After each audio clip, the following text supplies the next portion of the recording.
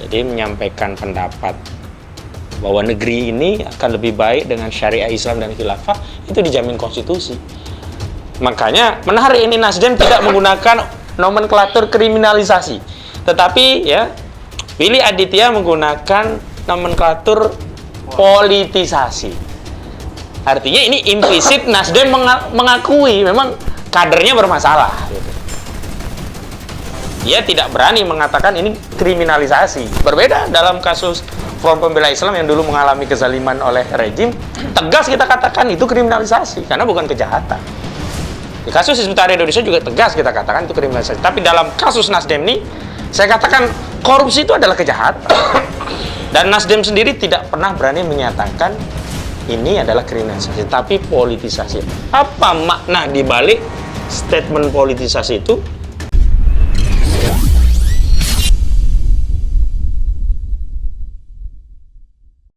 Bismillahirrahmanirrahim. Assalamualaikum warahmatullahi wabarakatuh. Waalaikumsalam warahmatullahi wabarakatuh. Pada Ustadz Irwan dan semua pembicara yang hadir pada kesempatan kali ini, ada Ustadz Salman, Ustadz Yusuf Pulungan, Kiai Mikdad, juga Ustadz Jaki, juga host kita Bung Jakaria gitu.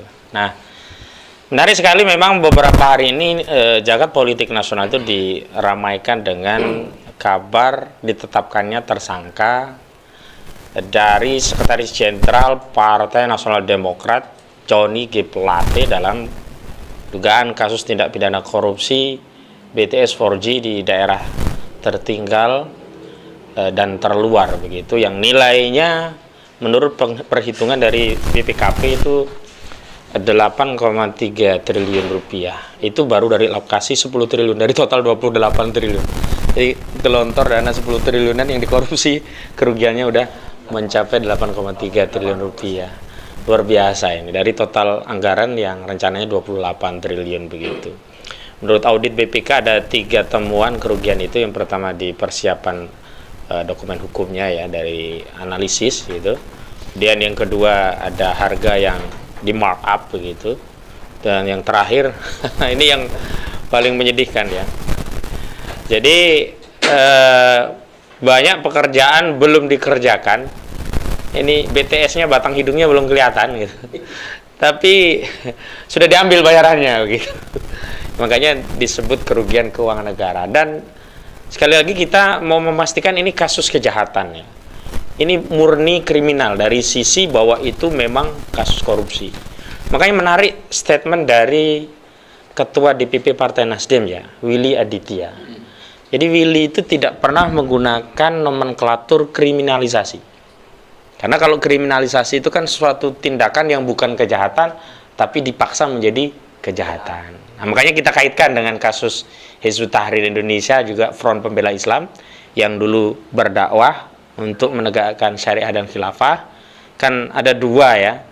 Kalau EPI itu tidak dikeluarkan SKBHP-nya, karena di ADART-nya itu menganut visi misi untuk menegakkan daulah khilafah ala minhajin nubuwah.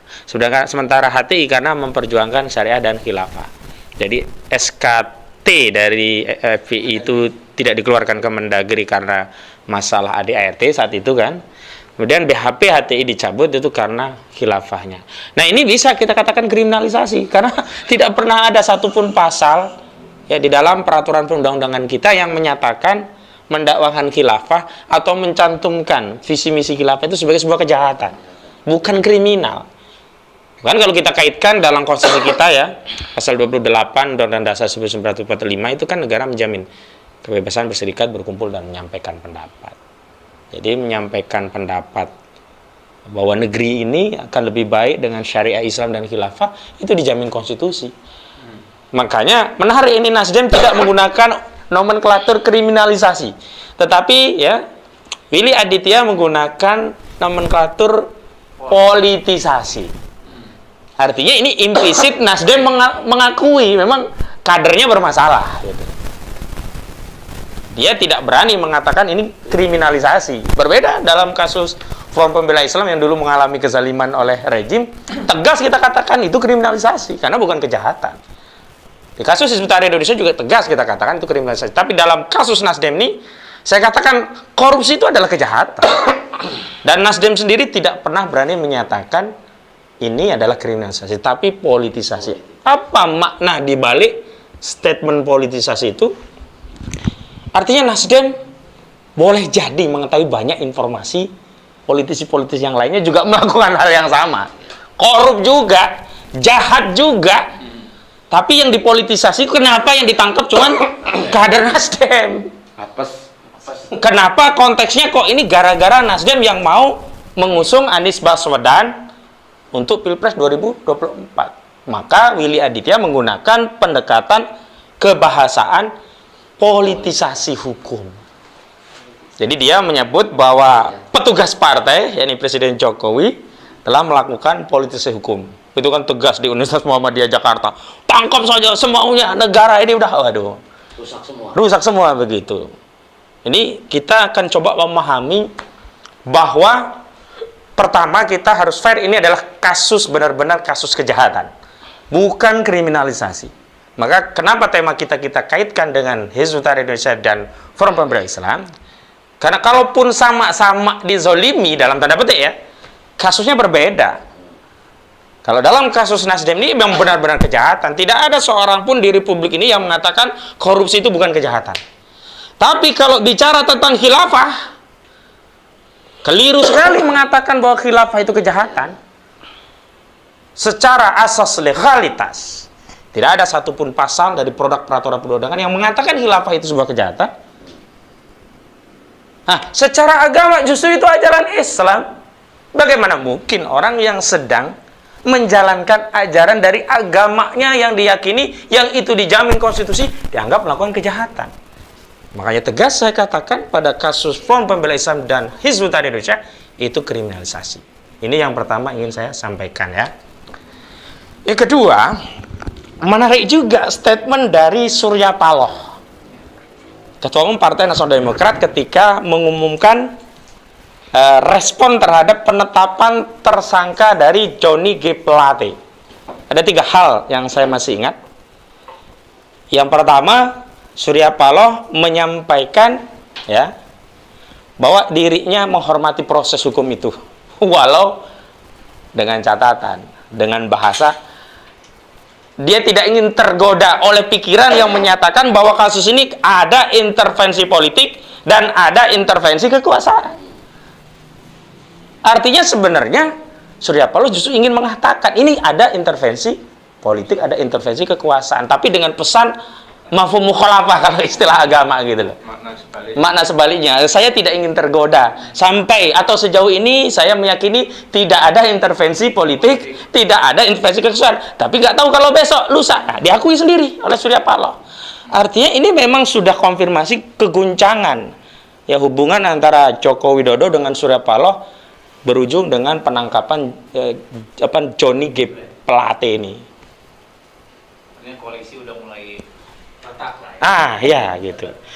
Nah, yang perlu juga kita garis bawahi dalam statement Ketua Umum Partai Nasdem, tidak pernah ya sepatah kata pun Nasdem mendukung proses yang ya hanya menghormati, tapi tidak pernah mendukung proses yang dilakukan oleh Kejaksaan Agung sebagai upaya pemberantasan korupsi.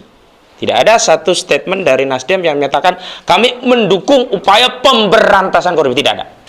Yang ada adalah bahwa Nasdem berkomitmen untuk menegakkan hukum yang berkeadilan, bermoral, dan profesional. Ini juga patut kita baca. Jangan-jangan Nasdem merasa tidak adil itu bukan karena kadernya bukan penjahat, bukan. Ada kader lain, partai lain yang juga penjahat juga, korup juga, bahkan nilainya lebih gede, nggak diapa-apain.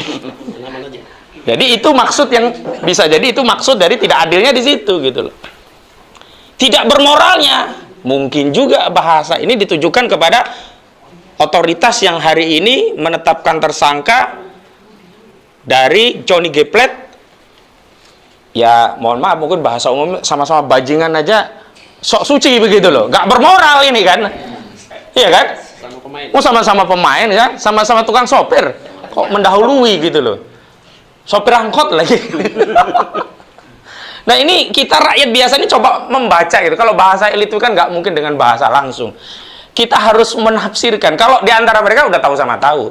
Kalau dalam istilah fikih itu ada ungkapan yang menyebut sebagian, maknanya adalah keseluruhan. Nah, hanya menyebutkan rambut saja kalau orang udah paham, oh itu rambutnya Ustadz Jaka, udah keseluruhan tahu. Tapi kalau yang nggak pernah berinteraksi dengan Ustadz Jaka, mau rambutnya semuanya dikasih sampai mukanya pun nggak tahu. Nah, karena kita awam dalam urusan elit ini, kita nggak tahu sebenarnya yang terlibat siapa saja. Maka menarik ketika Nasdem mengatakan, kami setuju proses semua yang terlibat. Nah, bisa jadi proses semua yang terlibat itu bukan hanya semua yang terlibat dari kader Nasdem, juga dari kader-kader di luar partai Nasdem. Ini penting untuk kita baca agar awam itu tahu permainan elit itu sudah seperti itu gitu loh. Sementara kita ya dibodoh-bodohi untuk membenci ajaran dari syariat kita sendiri, yang khilafah gitu loh. Kan lucu kita. Nanti mungkin Bung Yusuf punya data itu, kira-kira partai kita itu ada nggak yang nggak bajingan gitu ya? Ada nggak maksudnya yang malaikat semua? Kata Pak Mahfud kan, masuk sistem malaikat pun jadi iblis. Ada nggak yang masih malaikat? Nggak ada partai politik yang kadernya korupsi, nggak ada. Ada nggak ada? Nanti beliau nih punya data nih. Hampir semua partai mau merah, kuning, hijau, biru. Nanti kita lihat gitu. Nah, saya lanjutkan. Karena itu dalam kesempatan yang baik ini saya ingin membuat komparasi bahwa katakanlah hari ini kan kita bisa membaca ya, Nasdem itu membangun narasi playing victim, seolah-olah dizalimi, ada politisasi begitu loh. Mencoba menghimpun empati publik agar berada di posisi Nasdem gitu loh. Ingat, Nasdem dulu ketika berkuasa juga begitu. Yang menarik adalah pernyataan dari Edi Sitorus dari PDIP. Ada dua hal yang sebenarnya harus didalami. Penegak hukum harus mendalami, dan Nasdem lebih baik bongkar-bongkaran ini. Karena Edi Sitorus dari PDIP pernah mengatakan dulu Nasdem, waktu Jaksa Agung dipegang Nasdem, saat itu kan HM Prasetyo kan dari Nasdem tuh. Apa yang dia lakukan selama 5 tahun? Banyak kepala daerah yang sudah dilantik, dikerjai. Nah, ini harus dikejar di mana saja. Kalau memang ini bermasalah, bongkar juga. Dan yang kedua yang menarik, ada upaya mengumpulkan jaksa-jaksa di Ancol. Nah, ini yang harus didalami. Penyalahgunaan wewenang macam apa ini yang telah dilakukan? Kok bisa jaksa dikumpulkan untuk urusan dukung-mendukung? Harus dibuka. Karena ini sudah keluar dari Edi Sitorus, dari PDIP. Yang merespon pernyataan Willy Aditya. Seolah-olah Willy Aditya menjadi korban dalam kasus ini dan dibalik oleh PDIP. Dulu waktu HM Prasetyo kira-kira begitu, karena tidak menyebut HM Prasetyo karena memang dulu kan kaplingannya Jaksa Agung kan kaplingannya Nasdem, sekarang PDIP yang sekarang. Seolah-olah ini merasa dikerjai, tapi PDIP mengatakan ente dulu kayak apa, kira-kira begitu gitu loh. Nah, saya ingin mengaitkan pada ajaran Islam khilafah itu begini. Kalaulah Nasdem membangun narasi playing victim, bahwa dia jadi korban dalam perkara ini, saya ingin tegaskan dia tidak menjadi korban, memang pelaku. Terkonfirmasi dari apa? Dia tidak pernah berani menyatakan bahwa kasus yang menimpa Johnny G. Plate itu sebagai kriminalisasi. Dia hanya menyatakan ini politisasi. Itu yang pertama. Yang kedua, ya sudah jelas, kalau khilafah itu bukan kejahatan, kalau korupsi jelas kejahatan. Bagaimana mungkin mau membangun narasi empati bahwa Nasdem sedang terzalimi? Dan yang ketiga yang paling penting, Nasdem juga dulu terlibat dalam pencabutan SK BHP dan tidak dikeluarkannya SKT Front Pembela Islam. Ya mereka loh yang mendukung, dan Nasdem pula dulu yang ikut mendukung Ahok. Kita masih ingat gak? Nasdem dulu yang mendukung Ahok. Nasdem juga yang mendukung pencabutan BHP-HTI. Nasdem juga yang mendukung SKT FPI tidak dikeluarkan. Jadi kalaupun hari ini misalnya ada upaya untuk membangun narasi sama punya rasa pernah dizalimi oleh rejim, katakanlah demikian, beda status FPI-HTI dengan Nasdem. Beda. FPI dan HTI jelas-jelas memperjuangkan syariat Islam, jelas-jelas menyampaikan syariat Islam, ajaran Islam, dan Nasdem kena kasus korupsi. Dan bahkan ada yang meminta Surya Paloh Mau bubarin nggak itu Partai Nasdem? Katanya kalau ada kadernya terbukti korupsi akan dibubarkan. Dulu katanya Ormas Nasdem juga nggak akan berubah jadi partai politik, toh akhirnya jadi partai politik juga begitu. Saya ingin menjelaskan ini agar umat Islam kita semua tidak keliru memberikan dukungan kepada entitas yang tidak punya track record membela umat Islam, sementara pada saat yang bersamaan justru memusuhi ajaran syariat Islam sendiri. Ini loh. Ini yang paling penting itu kenapa saya mengangkat tema ini dengan rekan-rekan semua itu agar kita tidak justru menjauhi khilafah yang memang bukan kejahatan. Dan ingat, saya juga ingin sampaikan, setelah BHP-HTI dicabut dan setelah SKT EPI itu tidak dikeluarkan, kedua organisasi itu tetap sah, legal dan konstitusional. Karena tidak ada satupun pasal undang-undang kita yang mewajibkan ormas itu harus berbadan hukum atau mewajibkan ormas itu punya SKT. Coba kalau kita keluar majelis taklim itu kan banyak namanya itu. Tanya, ada SKT-nya nggak? Kagak ada. Tanya, ada badan hukumnya nggak? Kagak ada. Supporter bola misalnya. Supporter bola itu kagak ada. Ormas-ormas itu memang diatur dalam ketentuan Undang-Undang Ormas 17/2013 itu boleh berbadan hukum. Kalau sudah berbadan hukum itu ada dalam bentuk yayasan, ada dalam bentuk badan hukum perkumpulan. Boleh tidak berbadan hukum. Yang tidak berbadan hukum bisa ya punya SKT, bisa juga terdaftar, bisa juga tidak terdaftar. Nah, konsekuensinya apa? Kalau tidak punya SKT, tidak punya badan hukum, bedanya tidak dapat bantuan dari APBN, itu doang gitu loh. Lah kalau Hizbut Tahrir Indonesia dan Front Pembela Islam memang nggak pernah menggunakan anggaran dari negara, nggak ada masalah gitu loh.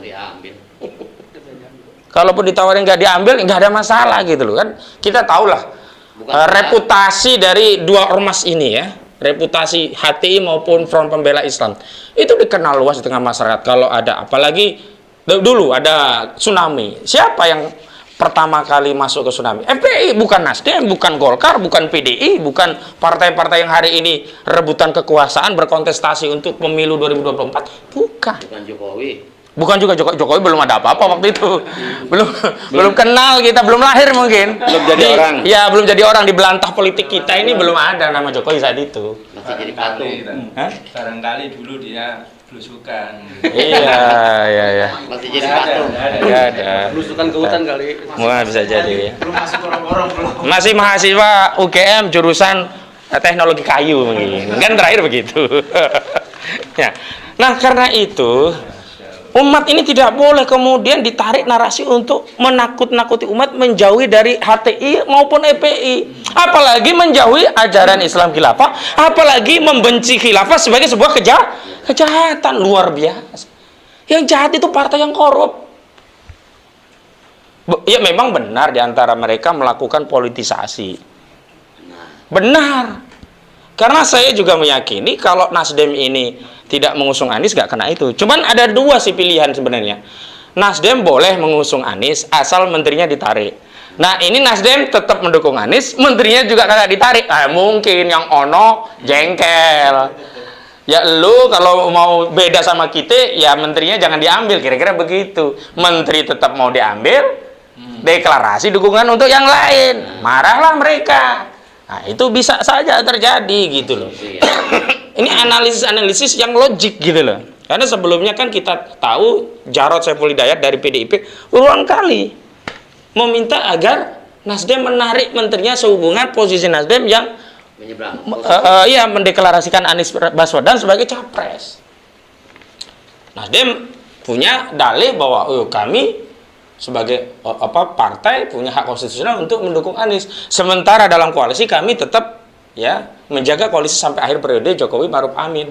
Ya mungkin bagi yang lain enak aja loh, mungkin begitu gitu loh. Nah saya ingin mengesampingkan itu dalam konteks bahwa kita jangan sampai salah melihat apa sih sebenarnya yang merusak negeri ini. Yang jahat itu apa? Kalau korupsi kejahatan, ya kita sepakat ya. Kalau hari ini partai itu sedang sikut-sikutan, kita juga sepakat tahu dan nyatanya begitu. Kalau mereka sekarang sedang rebutan dukungan umat untuk elektabilitas menuju pemilu dan pilpres, kita juga tahu. Tapi ketika mereka membawa narasi kejahatan tentang khilafah, membawa narasi untuk menjauhi HTI dan EPI, ini harus kita lawan, nggak bener ini. Nggak ada buktinya. Coba cek, ada nggak ya kasus korupsi yang pelakunya kena OTT ternyata anggota EPI? Ada nggak? Atau korupsi mungkin ya minta ya setoran dari Kementerian Agama gitu ya. Pelakunya ternyata dari HTI. Yang ada dari P3 namanya Romahur Muzi yang sekarang jadi ketua Majelis Pertimbangan Partai yang kemarin ngasih fatwa kurang ajar. Kenapa kurang ajar? Karena dia berani berbohong atas nama Imam Al-Mawardi.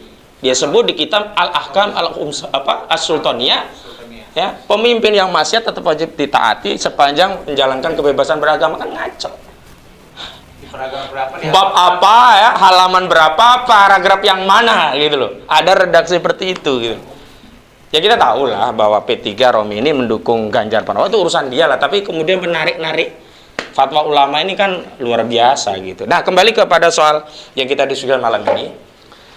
Jadi kita semua harus paham bahwa masalah Nasdem ini masalah bukan hanya bagi Nasdem, ini masalah kita, masalah bangsa.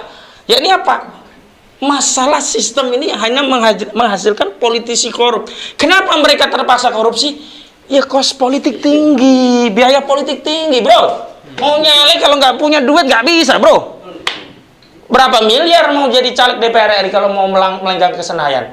Emang cukup modal kayak kita ini cuma press conference diskusi kayak gini, kagak dapat biting kita kalau cuma kayak gini. Kagak dapat biting, Ustaz Irwan nyalek modalnya cuma ngomong gini, kagak dapat suara, Ustaz. Harus ada duit. Biaya apa memaintain apa namanya simpul-simpul. Biaya komunikasi, biaya rokok, biaya bensin, biaya ini, belum lagi nanti biaya kertas suara, banner, macam-macam lah. Ada kos politik, Dana berjuang katanya. ada money politik. Nah, kalau kos politik umum harus keluar semua. Ya, beli kaos, beli macam-macam lah. Money politik ini pernah saya dapat pengakuan dari salah satu kader partai di daerah Tuban. Dia ketua DPD salah satu partai, nggak saya sebut. Dia katakan pernah dapil tertentu itu dia tidak openi dengan duit, hanya dia openi dengan program irigasi masuk dan seterusnya. Begitu ada pemilu di situ nggak dapat biting. Besoknya ya biasa money politik, ya dapat suara. Artinya apa? Suara itu berkorelasi dengan dana, ada dana, ada suara. Nah, dari mana duit itu? Nggak mungkin dari gaji anggota legislatif. Nggak mungkin dari gaji Menteri Komunikasi dan Informasi, ya kan? Makanya kan informasinya dapat setoran 500 juta per bulan. Ini kecil sih sebenarnya. Tapi kan itu pengakuan dia. Kita nggak tahu yang lebih gede kemana saja. Makanya kalau memang ada, bongkar semua, nggak ada masalah. Dan Nasdem pun sudah membuka peluang itu, bongkar. Dan jangan hanya pada Nasdem. Saya setuju kalau dari sisi itu. Kasihan juga kalau Nasdem saja. Semua. Jadi follow the money ya, duitnya kemana, alirnya kemana, ya ciduk saja. Karena apa? Ya karena Johnny G. Plate itu ditetapkan tersangka berdasarkan ketentuan pasal 2 dan pasal 3 Undang-Undang Nomor 31 Tahun 1999 tentang perbuatan melawan hukum dan atau penyalahgunaan wewenang yang merugikan keuangan negara. Dalam hal ini menguntungkan diri sendiri, orang lain atau korporasi. Artinya apa? Ini memang tidak berdiri sendiri pasal ini. Pasti melibatkan. Ini kan banyak proyek pengadaannya, ada Telkom Infra, ada beberapa lah disebutkan perusahaan-perusahaan. Ini konsorsium. Makanya tadi saya baca Ahmad Ali ya dari Nasdem itu mengatakan ya harus diproses semua karena proyek ini dilakukan oleh konsorsium beberapa perusahaan. Jadi nggak mungkin hanya 1-2 orang yang jadi tersangka gitu. Nah bagi kita dukung saja, kita terlepas apakah ini politisasi atau tidak, yang jelas korupsi itu kejahatan. Jelas beda dengan khilafah yang jelas-jelas bukan kejahatan. Karena itu nantinya atau hari ini atau kapanpun ya, kalau ada ya saudara-saudara kita dari Front Pembela Islam maupun Hizbut Tahrir Indonesia hadir di tengah-tengah kita mendakwakan khilafah, ya itu adalah saudara kita. Itu bukan kejahatan. Karena khilafah tidak pernah ya disebutkan dalam pasal itu sebagai kejahatan. Kalau korupsi banyak. Ya di undang-undang tindak pidana korupsi juga disebut kejahatan, di KUHP ada juga korupsi di sektor swasta atau penggelapan juga kejahatan.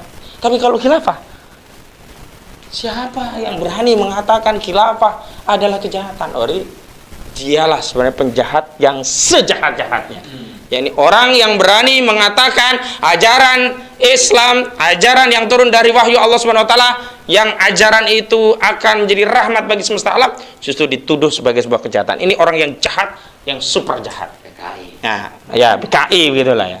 Baik, itu saja dari pengantar saya. Nanti yang lainnya dan kita bisa sambung dalam dialog lanjutan. Terima kasih. Assalamualaikum warahmatullahi wabarakatuh. Waalaikumsalam warahmatullahi wabarakatuh. Takbir. Allahu Akbar.